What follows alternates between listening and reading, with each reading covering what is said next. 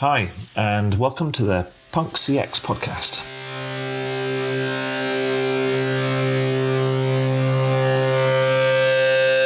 My name is Adrian Swinsko, and I'm an advisor, best-selling author, speaker, and general explorer when it comes to customer and employee experience.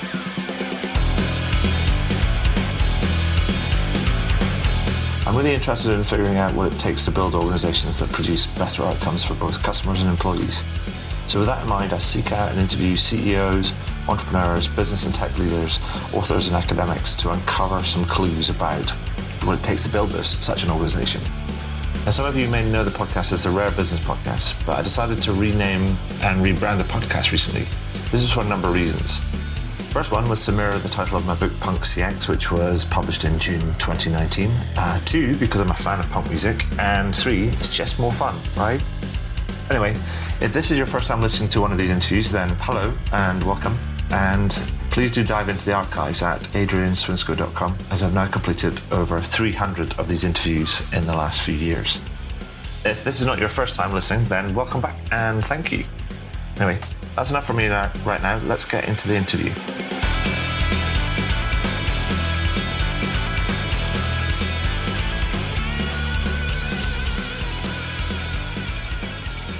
So welcome to the next edition of the Punk CX podcast. With me today, I have Assaf Baciu, who is Persado's Chief Operating Officer and co-founder.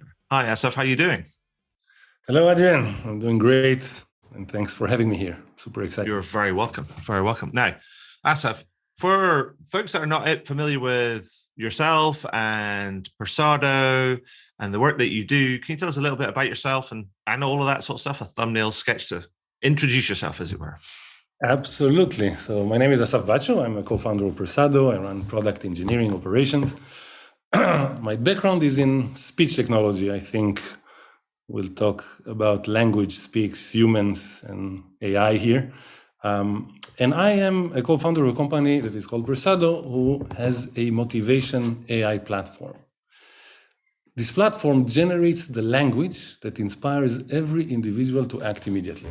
So talk about more technically, it's AI that leverages some powerful language generation and decisioning models to allow companies to speak to their customers as if they knew them personally. And we'll talk about why that is a critical capability in the current world and where we're going to.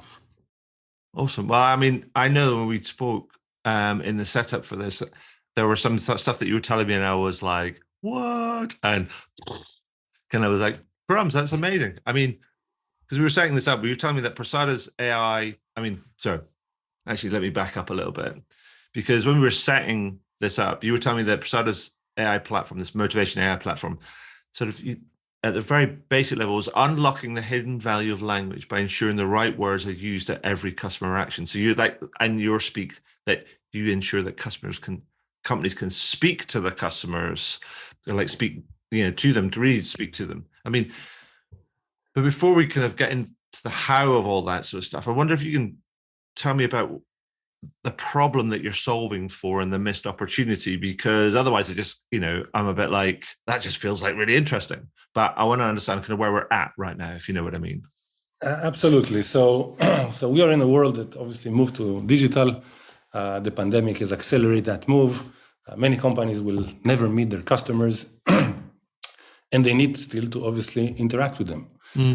Now, it is known that 75% of consumers prefer to buy from companies that personalize their experience. And that ability to personalize, because you don't really meet them personally, should pay off quite a lot. According to McKinsey, for example, companies that excel in personalization will get a bigger share of a over $1.7 trillion pie in the next 3 years. That's massive. Now, the problem is that the way companies do their communication and personalization today costs them over 40% of their conversions, okay? The way they're doing it today. That's, just to put it in numbers, that's tens of millions of dollars of lost revenue for a typical retailer, and can be over $100 million of lost revenue for a financial institution. Now, the reason is, this is where the problem ties to why it's a problem. It's because most companies focus on personalizing or trying to personalize the product and offers they communicate to customers. But they fail to address maybe the most important factor that drives conversion, which is motivation. What you say about that product or service. From our over 50,000 statistically valid experiments in market, we know that 70% of the decision to convert comes from this motivation. And essentially what they do is they apply one message or language fit all approach, but it doesn't fit. Right. So this is the problem that we are solving for them, that has obviously tons of value for the customers, the end customers as well, but obviously for the companies who may use that.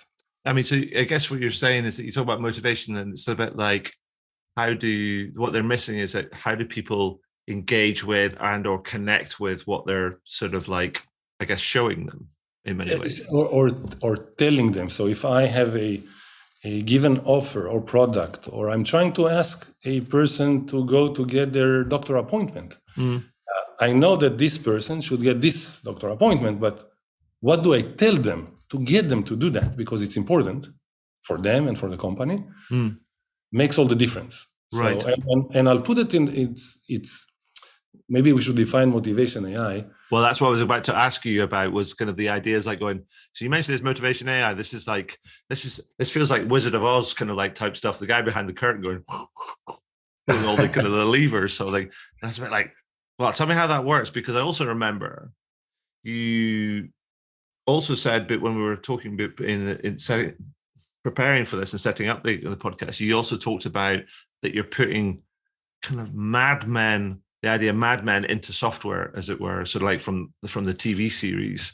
And I was a bit like, okay, so let's put the madmen into software thing to one side and let's kind of handle how the motivation and AI sort of like works, what the basis is of that, because I think that will give us we understand what the problem is. Now we want to understand what the feel like the platform does and where it comes from. Absolutely. So first of all, motivation AI, it's let's define that. It's the capability of a machine to identify and make use of factors that drive behaviors. Now, language is the most powerful tool we have as humans to motivate others. This we know. It's, after all, credited as one of the greatest achievements of humankind. It allows us to convey complex ideas, express emotions, connect with each other. So this is why we focus on language. Now, motivation AI with language means that a machine can understand the idea you're trying to convey, whether you're trying to sell a sweater or, again, get people to see themselves better from a population health perspective, or get them to read some newsletter that can benefit them on their financial planning, for example. You use language for that. So the platform is able to understand what you're trying to convey and then generate language with concepts that are supposed to motivate you to take an action with that communication. Now, how do you do that? You have to use some of the most advanced capabilities today of mimicking language or human language. It's called transformer models. Right. Also need to train them with language and concepts so that they can manipulate certain concepts of language to drive that motivation. And what are these? Emotions, for example, narratives or stories. And emotions can be intimacy, exclusivity, achievement, and there are ways to express them. Narrative will be a story you tell a customer. You can tell them, buy this dress and turn heads, or buy this dress and inspire, or buy this dress and reinvent yourself. These are different narratives. Now, what you need to do as an AI practitioner, you need to help the machine understand these concepts, where do they apply, and then put them in market. And in our case, also use the feedback, which is unique to us, to teach the machine what works and what doesn't. Is that through, you do kind of like, is that do you do that through like testing and like sort of live testing, and then you end up kind of understanding what works, what doesn't work, and that trains the models kind of further on based on how people respond to it? We'll call them machine learning experiments, and any interaction with a customer. So today, for example, we're talking to about 1.2 billion customers annually. And we are able to understand specifically which concepts of language were present in each communication and how people reacted to that. And this feeds the machine that grows in its ability to understand how to talk to customers about certain things to drive them to act immediately. And is that moderated by kind of who those customers are and the sort of the profiles of those customers, or is it just more to how they respond to different language and how what the match between the narrative and the products and services, or is it? So you're touching about two aspects here. Who they are, we don't know, and we're practically almost not allowed to know from a privacy or evolving privacy. That's what I was about to ask. So for us, it's anonymous IDs, let's call them. But what you can know is that if there are, for example, companies today focus on first-party data because third-party data are going away, and it's without that, how would you personalize your communications and experience? So what we do there, we actually did something that maybe has not been done for the last 10 years. We invented a new type of first-party data, which is what is the language affinity a certain ID has, and then when that person, but it's an ID again for us, interacts with the brand, how should I talk to them about anything? So the machine is able, given how you react to language over time, to understand what concepts of language actually fit you better, and hopefully recreate the corner store intimate experience that we once had but no longer via these digital communications. So it is able to hone in on how should I talk to a specific person given other attributes they define them. And this is, of course, a critical aspect of doing personalization correctly. In a metaphor, the way it's done today, it's trying to clap hands with one hand because you're trying to do just the product offer, but the language is a critical component. So we're helping companies to clap and celebrate their customers with both hands. Nice. I like that as an analogy or a metaphor. But there's a whole bunch of things that you said in there, and I wanted to ask you about them, sort of like unpick them a little bit, because you talked about the idea about motivation and language, and I really sort of get that, but I was wondering if it's like, to help people understand it, or help me understand it, is this in a similar sort of space to sort of behavioral science and behavioral sort of psychology, or is it sort of different? It's a very good, it draws on academic research in social psychology, for example, from an emotions perspective. So I mentioned the fact that you need to somehow explain to the machine that certain words convey certain emotions. So we look at academic research on emotions. It comes from social psychology, and there are 100 emotions there that are defined. It's called primary, secondary, tertiary, and we prune them down to 15 that makes sense to use in the context of brands communicating with customers. So disgust is not an emotion that I want to convey often, maybe unless I'm in waste management, maybe, but this is not where we focus. Yes. So we expanded the use of emotions that are carried by language, and we tagged pieces of language to these emotions.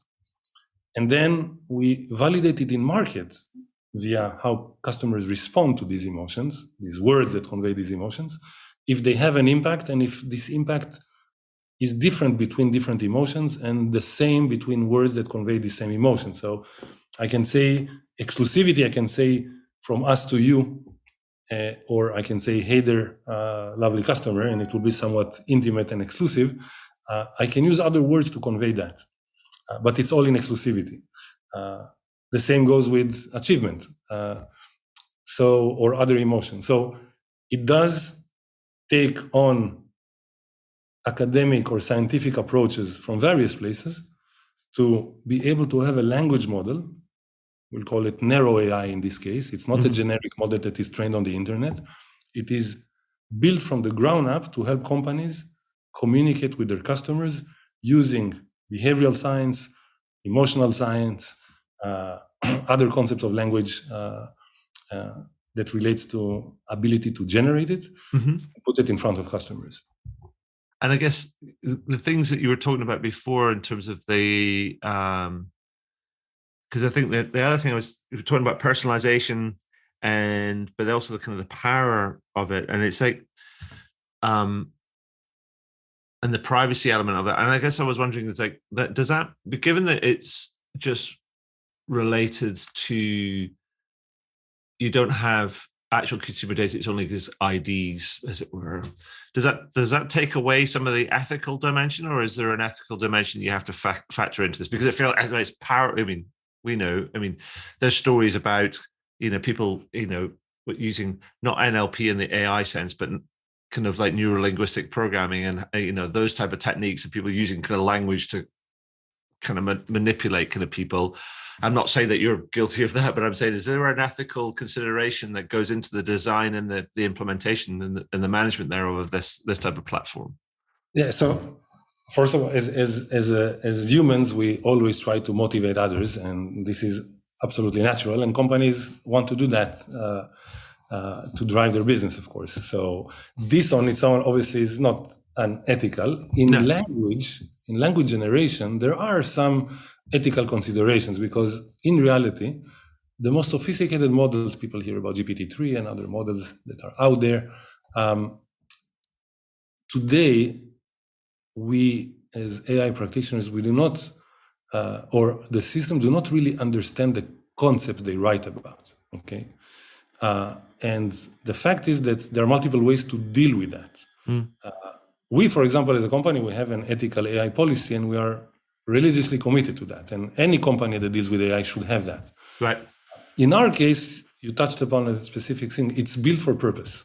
And we control and evaluate every piece of training data, for example, that goes into training the models.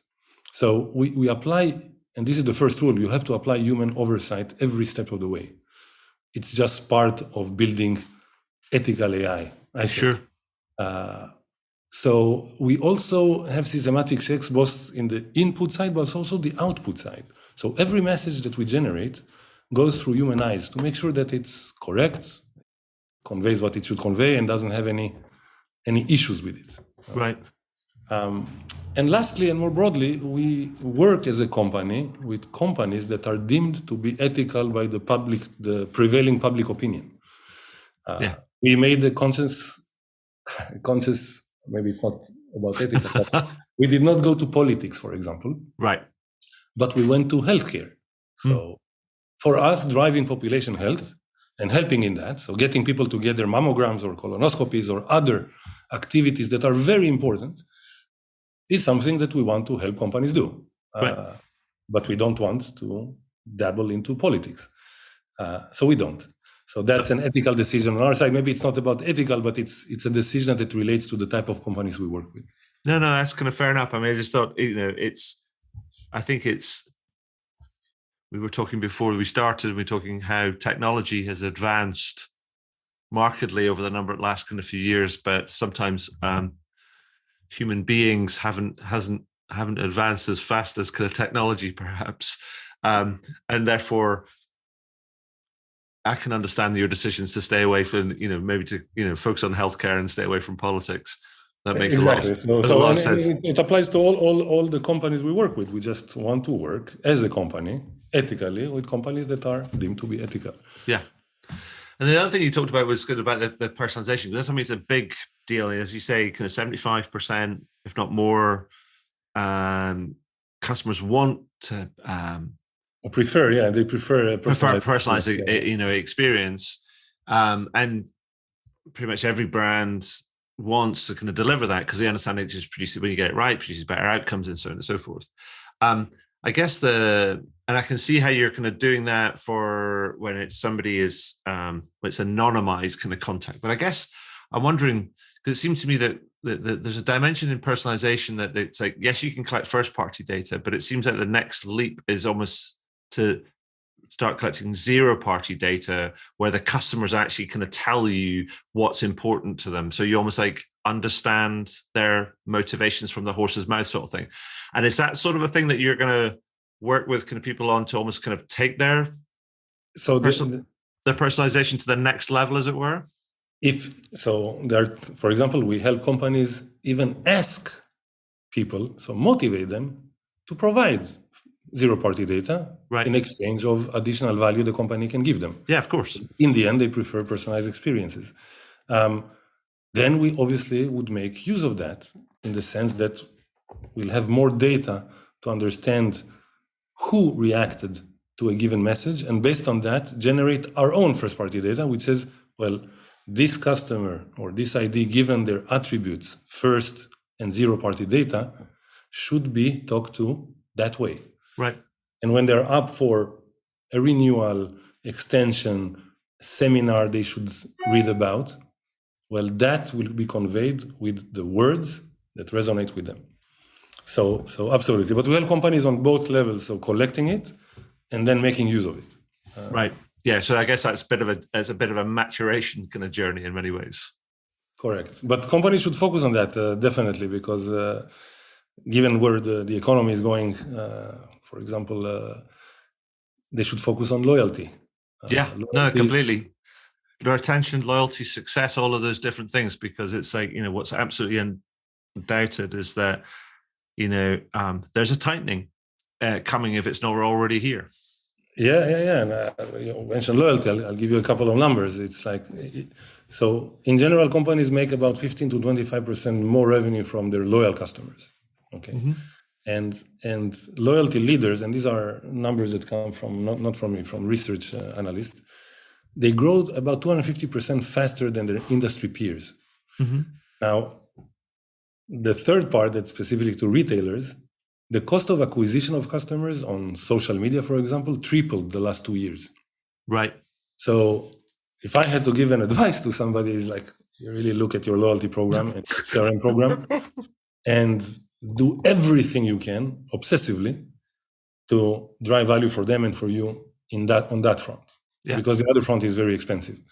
But if you do mid-funnel and loyalty, you can get a lot of value without obviously spending a tremendous amount of money while doing that.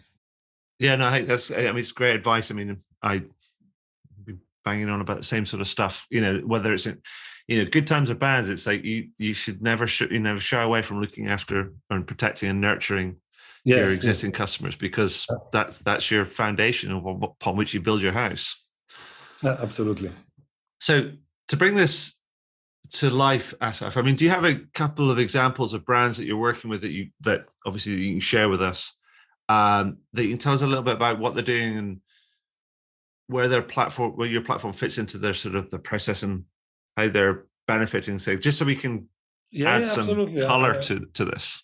Yeah, so companies that definitely I can mention, for example, JP Morgan Chase, Verizon, LI Financials, Marks and Spencer for your UK audience,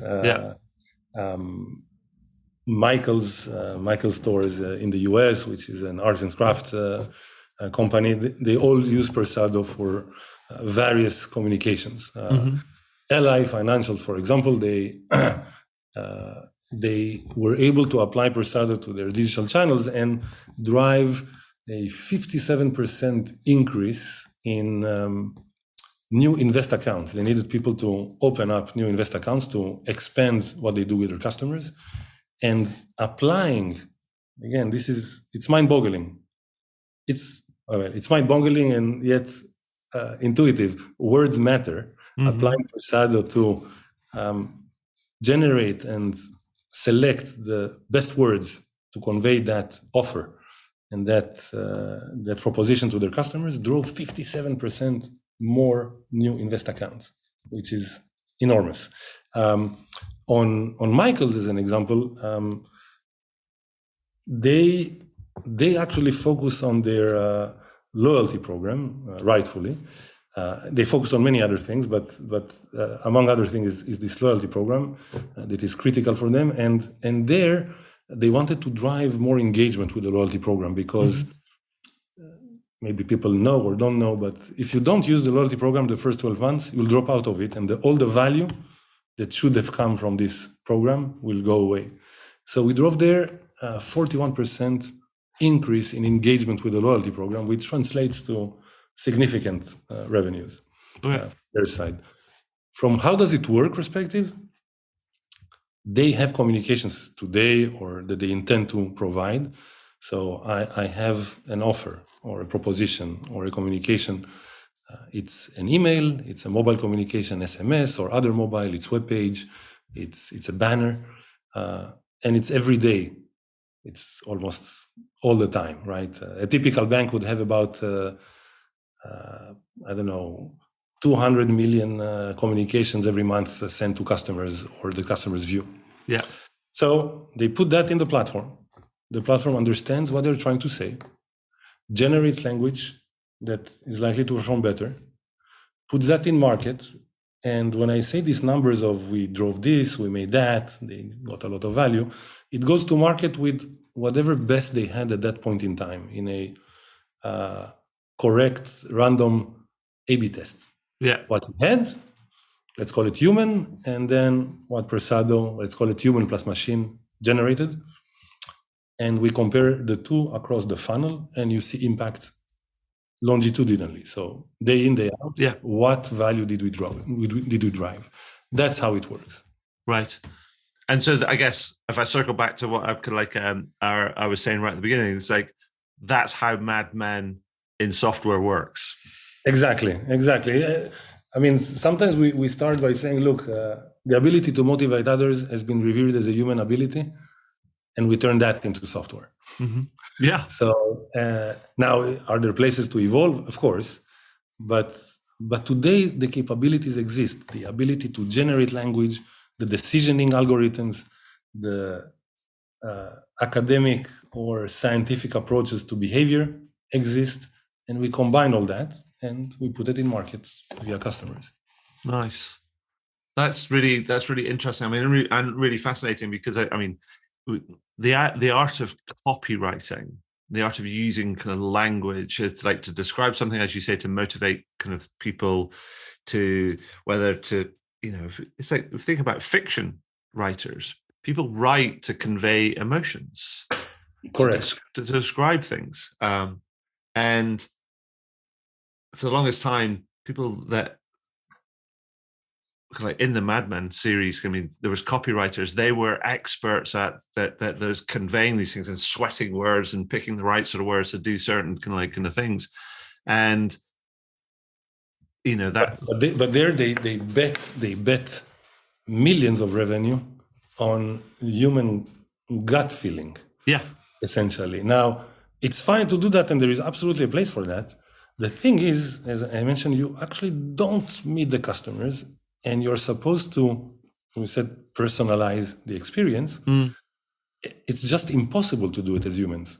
How do I motivate 20 million individuals as a marketeer or as a digital practitioner or even as a business leader? I cannot without AI. AI fits very well here because it allows you to use data and use this massive advancement in understanding how to generate language at a human level and combine those for everyday communications. There is, of course, a place. What you mentioned was Mad Men in the past was one message fit all. I mean, I had a big thing to say, and it was very catchy and very emotionally appealing, but it may not have been for everybody on a daily basis. Sure. So this is where we fit in, of course, and this is how communication, marketing, digital evolves to. It's being connected to the customer continuously. Yeah. And not in some big events. Awesome.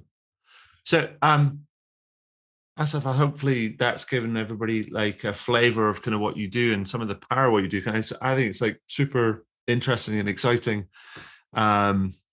And so thank you for sharing that. But before I kind of move on and sort of ask you some more sort of general sort of questions, just to get your view on a couple of things. Is there anything that you'd like to add that we've missed out before I move on? I feel I bragged enough about the capabilities, but I I urge your listeners to think about these dimensions of language, of motivation, and how it may apply in their world. And it's not just Persado. There are potentially other capabilities out there that they can use. But today, the message is that you can. The technology allows you to do things that would have been science fiction 10, 15 years ago, and they are no longer. And it's proven in market. So and can I, because I mean I've been exploring kind of the language and how language fits into service and experience and stuff with a couple of people over the past couple of years, because I think it's just a fascinating thing around simultaneous translation and all those type of things and how that plugs in. And it's just a fascinating sort of area, and it's not an area that doesn't necessarily get talked about a lot. Can I assume that that your platform is like language agnostic, and that the motivation theory applies similarly across all kind of languages, or is there differences across languages? The motivation concepts in the language, emotions, for example, are universal, at least for humankind. So yes, these concepts can be applied in any language. Now, specifically how to convey them in a specific language, obviously, will be different in French than in English or other languages. But that we apply to, by the way. So we do operate in other languages, and we see that impact. Right. So we operate in Italy, in France, in various languages, even in Asian markets. And definitely there is an impact of these concepts that we convey via language. Awesome. I just wanted to kind of make kind of clear that up, so it's not just like an English language only sort of thing. And you mentioned something about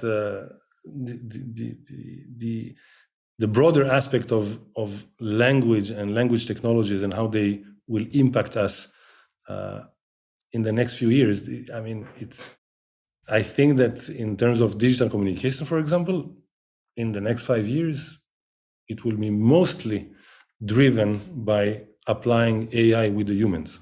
It will not be done as it is today, given the advancements. But it opens up in translation, in summarization, in efficiency of generating blogs and content. It helps. Most of us touch it today, by the way. Google already obviously ends your messages in Gmail, which is one application of pure language generation here. So. Yeah, no, I think some of the stuff that's coming down the line that I've been sort of like shown as, people have kind of like suggested that where the way things are going is fascinating, and I think it was and I forget his name. There was the founder of Unbabble they're based out in Portugal, I think. Yeah. And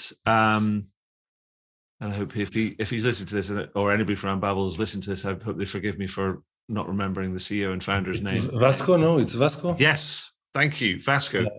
Thank you very much. What they're doing, I think, is amazing, because it's almost like the Babel fish thing from the Hitchhiker's Guide, sort of like, somebody can send you a message in Mandarin to somebody who speaks, I don't know, Italian, and it does and then the Italian speaker understands it, replies in Italian, it goes, and it spits it back out in Mandarin, and you're like going, how amazing is that? It's definitely important in our current world situation to somehow improve how different cultures communicate with each other. And the other thing they kind of said is that, and I said, well, that's pretty amazing. This is like, is there plans to do that? Because now it's just text-based. Is there plans to do that in a real-time sort of audio kind of basis? He said, I think we're a little bit far away kind of like from that in terms of the technology to be able to do it. He says, but it's definitely there. It's coming. It's all that. So it will be definitely feasible. Speech has another dimension of complexity, but spoken speech, but definitely going there. I mean, we see it with Alexa, Siri, and all these that are improving over time. They're not perfect, but they're definitely improving. So yeah. So exciting space, and definitely a space that's kind of worth kind of paying attention to. But as I say, I wanted to sort of switch gears a little bit. I mean, we were in a funny space, and we've moved into another sort of funny space. But I want to reflect on what I've been calling the kind of like the pandemic years, given that we're emerging kind of from them. And I wanted to I've been asking people to give me their sort of reflections of some of the biggest things that you've learned over the last couple of years that's going to inform how you'll do things kind of going forward. I mean, what would you say the biggest lessons that you and or Persado have learned over the last couple of years? It's a good question. I was, from the business perspective, I was almost, I fell on my bottom. I don't know how to say it politely. Say it unpolitely. It doesn't matter.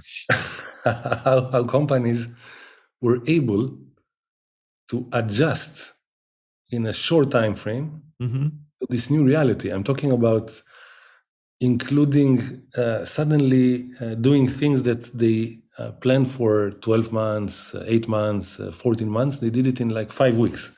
So a company that didn't have a pickup from the curb as an option, so buy online, pickup, they just implemented it in 5 weeks. And I, as a relatively medium size startup, we obviously work with big companies, and they always seem slower than we want them to be in adopting and scaling. And this made me realize that if the right motivation is there to do that, the right urgency, they actually can. And it's on us, if I'm talking now to whoever are your listeners that are business leaders or in startups, it is on you or us to drive this urgency, to move things, because in reality, if they want to, they can. This is maybe the most important thing that I've learned on the business side. From us and our perspective, yes, we also adapted, and we even developed a new concept in language, specifically because of the pandemic. We call them mindful narrative, which is the ability to add certain words and phrases to make any proposition that is hard to convey. So late payments, or defaults, or you owe me, in a way that will not be tone deaf to customer in a very tough situation. And we apply that with our customers. They took that like amazing sweets for them, which is, I really need that today because I'm still supposed to talk to them about it. But I don't know how. And I don't know how to do it consistently across channels. So AI in that respect helped them scale being mindful and talking to their customers. So this is something else that's essentially a necessity that brought a concept of language in our world. I think that mindful narrative idea is a really important one, because it's consistently, we saw over the last kind of couple of years, and also prior to that customers were expressing their kind of need for more empathy in their interactions with the kind of brands. And it has elements of empathy in it, absolutely. Yeah. And kind of and prior to that, I mean, there's data going back to 2016, if not before that, from a global study that Accenture did that said that the majority of customers bemoan how digital channels have become humanless, and kind of and their interactions have become very kind of humanless. And so adding that mindfulness into it kind of almost kind of does raise that sort of level of kind of connection and engagement and things. So that's some of our customers said that weirdly with us the communications became more human, which is a bit of a conundrum, but it is because you are consciously applying that to communications, and you do it at scale. It's not one-off. So I think also the thing that you said prior to that was also about kind of that you're surprised or about how quickly big organizations were able to move. And it's Correct. always made me think that, and I've thought about this before, is that, yeah, we've all got this latent capability, or collectively we've got this latent capability to do these kind of like things. And yet we don't. And it's actually over history, we show that some of the greatest advancements come when either through necessity or when constraints or urgencies placed upon us and we have to. So that our collective intelligence is incredible when it has to be, Yeah. right? Yeah. And I guess the challenge is going to be, or the question is going to be, how do you recreate sort of that without it just feeling false, but actually feeling kind of like, real and necessary and so on and so forth. Absolutely. Because a bit like any, if you think about a designer, the worst thing you can do to a designer is give them a blank sheet of paper. You Yeah. almost Yeah. have to kind of like operate within these constraints, and then there you go. It's like trying to park a car in an empty parking lot. It takes you 10 minutes more to select the spot. Yeah, exactly. So so we talked about a bunch of things, Assaf, and so thank you for that. But if I was to ask you to, boil it all down to people, because we've talked about all sorts of different things, and sometimes I know that people just kind of want they want clear guidance about what to do next or something. So if I said if I was actually to boil it down to your best piece of advice to someone that's listening in that wants to improve their customer experience, I mean, what would be the Assaf says do this? What would that be? Wow. In a normal case, I would say, well, tell me more about what you're doing and, discovery. And I would say find a way to celebrate your customers by clapping with both hands, which is think about how you talk to them.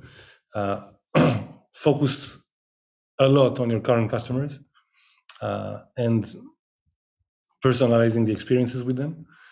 And depending on your industry, there are certain areas that understanding how the world is shifting. I mentioned on the retail side, the cost of acquisition on social is going up. This is an issue. On the retail banking side, people will not take as many loans potentially as because of rising interest rates, and they need to focus more on how to get people to deposit more. So understanding that and then saying, okay, how's the best way to help them get there is where I would focus on. And there are two big areas. It's what am I offering them in terms of my value proposition and how do I convey that? And I will tell them to focus on that because that yields tectonic impacts for them in terms of value and effectiveness and for the customers as well. Perfect. Thank you. I mean, and you say tectonic, I mean, you talked about numbers that are in the 30, 40, 50% kind of like differences. Like, yeah, there's a pretty kind of like splendid kind of results in anybody's books. Absolutely. Yes, it is. It is. So before we go, I have two kind of final questions I want to ask that I've always been doing. These are what I call my longitudinal social research kind of questions. So I've been asking about, it relates to the Punk CX and Punk XL books that I've written. So, and which I explained to you before we got started. So the first question I've been asking people since Punk CX came out is to give me one or two words that you would use to describe a more punk approach to customer experience. What would they be? Diverse experience. Awesome. Or if it's two words, holistically diverse experience. Oh, holistically, I'm writing that down because I like that, because it's like that can say so much. Two words that can say so much. Brilliant. Yeah. And the second question is, what company or brand do you think is an experienced leader and why? So, I mean, what comes to mind, it's one of our customers, but it's actually Michael's Stores They do arts and crafts and other things. Mm-hmm. And they developed a concept called the maker. And they are obsessed, I mean, to a level I've not seen, about celebrating the maker in every communication, in every proposition, how to educate them, help them become the makers they wish to be. And I'm just always impressed. Maybe I know them a bit better than just somebody from the outside or somebody that is not a maker, but I'm impressed by the collective approach of anybody in the company to just think about the maker. I've never seen that in such a context. Many companies, there are known companies out there that are associated with experience, but for me, this one is quite unique. Awesome. I mean, that's one that I don't know of, and I will definitely look into. And it's always exciting to kind of hear other kind of people that kind of get put up on the kind of the leaderboard, because it's not as boring as the same old, right? No, it's definitely not. Yeah, I agree with that. Yes. And I like the idea that people that are just obsessed by their makers and and the success of their makers. So that's brilliant. So yeah, obsessed about the success of their makers. This is how I would summarize it. It's very good. Yes. Thank you. Language. Yeah, language. So Assaf, thank you for that, and thank you for congratulations on all the kind of the work and the success that you've kind of had today, and may it long continue. Thank you for sharing your time and your expertise and your insight today. That's been kind of like super, super interesting. So thank you very, very much. It was a pleasure, and again, thank you for having me. It's been delightful.